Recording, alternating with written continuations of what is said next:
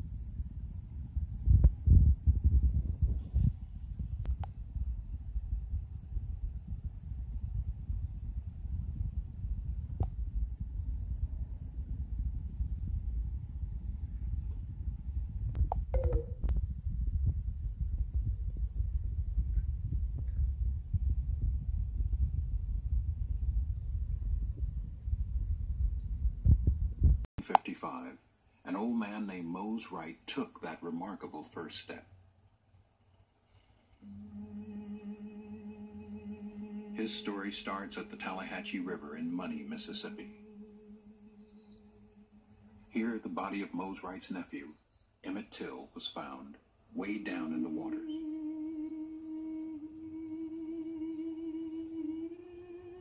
And charged with the murder.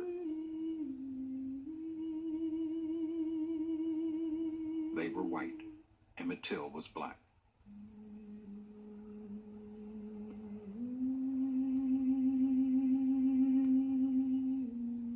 Till had come down from Chicago to visit his relatives. This is Mose Wright. I am the uncle of Emmett Louis Till. Sunday morning, about 2:30, someone called at the door. And I said, "Who is it?" And he said, "This is Mr. Brian. I want to talk with you and the boy." And when I opened the door, there was a man standing with a pistol in one hand and a flashlight in the other hand. And he asked me, did I have two boys there from Chicago? I told him I have. And he said, I want the boy that done all that talk. And then marched him to the car, and they asked someone there, this is the right boy? And the answer was, yes. And they drove toward Money. When he said they to talk, this is Emmett's mother. When they said they to talk, they claimed that Emmett whistled at the white woman at the store. But there are other witnesses that said that all Emmett did was just put his money into her hand. And I took that one to Mama, too, because I didn't know what to do. Mother told me to come right over, and she would start making calls.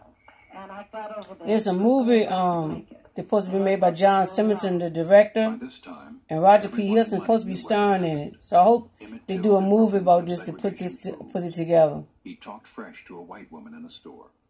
He was only 14. He was a northerner, and he didn't understand.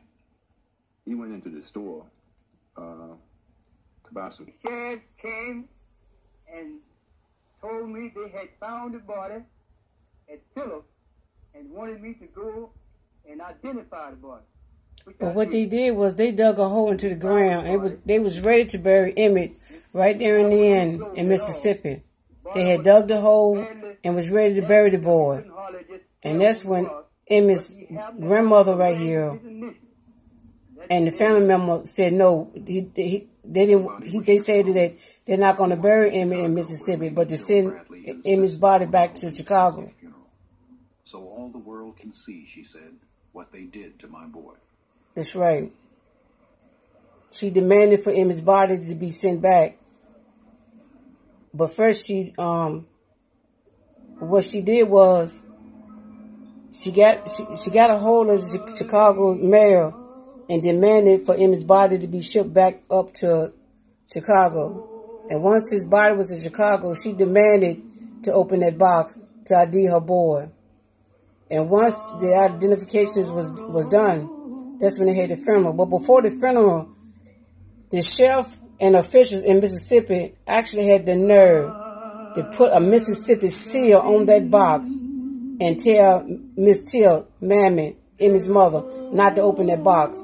But like she stated, she said, we gonna open that box. And it's a shame what was done to this young boy, but Jet magazine showed Till's corpse, beaten, mutilated, shot through the head. A generation of black people would remember the horror of that photo.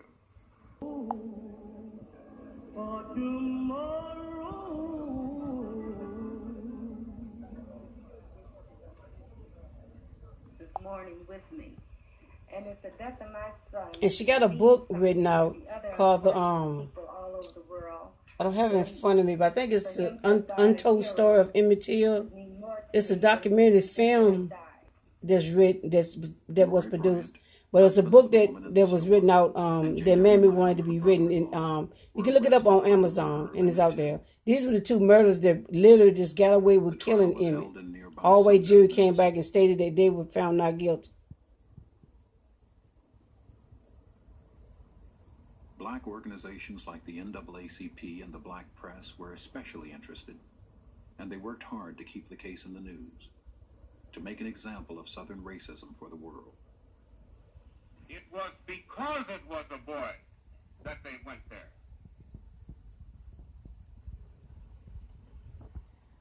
They had to prove that they were superior. They had to prove it by taking away a 14-year-old boy. You know, it's in the virus, it's in the blood of the Mississippian. He can't help it. Stand together. This bastard hid all the witnesses and other material. It was being said that this was done. That he hid witnesses away where the trial was going. And he basically just tampered with the case. But I remember an elderly gentleman once told me, if they only knew what was to come, they would have never touched Emmett's body. Because the civil rights movements came, it came along. And here they are sitting all happily with their family. It was.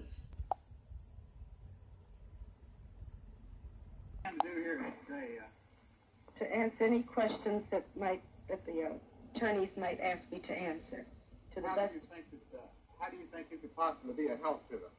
I don't know. I mean, just by answering whatever questions that they ask me. Do you have any evidence bearing on this case? I do know that this is my son. The defense See, because they were trying to tell her that Till's body couldn't be identified. That it could not be identified as Emmett Till. Which was their excuse because Emmett's relatives identified Emmett's The body. prosecution's star witness, Mose Wright, was kept hidden out of state. Will you go back to Mississippi to testify in the kidnap trial? Sure, I'll go back because I promised the sheriff I'll be back. And so if I live, I'm going back to testify. And, Which he did. He testified, but right afterwards, he left the state of Mississippi because his life was being threatened. At the time, I really Courage made All no white difference in Jew. Sumner, Mississippi. As the trial ended, a defense lawyer told the jury he was, quote, sure every last Anglo-Saxon one of you has the courage to free these men. It took the jury an hour to find the men not guilty. Got away with murder.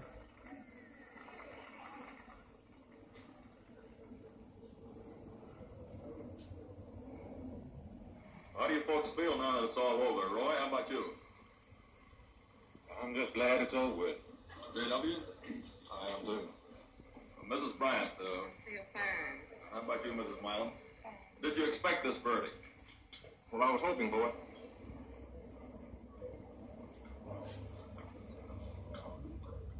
Well, the whole trial was just a farce, but the verdict was the one that I had expected to be given. And the reason why she said it because Mississippi is known to be come back with all-white jury, state not guilty. Not only Mississippi, but all the southern states. To reporter William Bradford Huey. Mom was startled at... This is a reporter that after they were acquitted, they had the nerve to call this reporter up and give their story. And it seems, to a rational mind today, it seems impossible that they could have killed him. But J.W. Milam looked up at me and said, well, when he told me about this white girl he had, he says, my friend, that's what this war is about down here now. He says, that's what we got to fight to protect.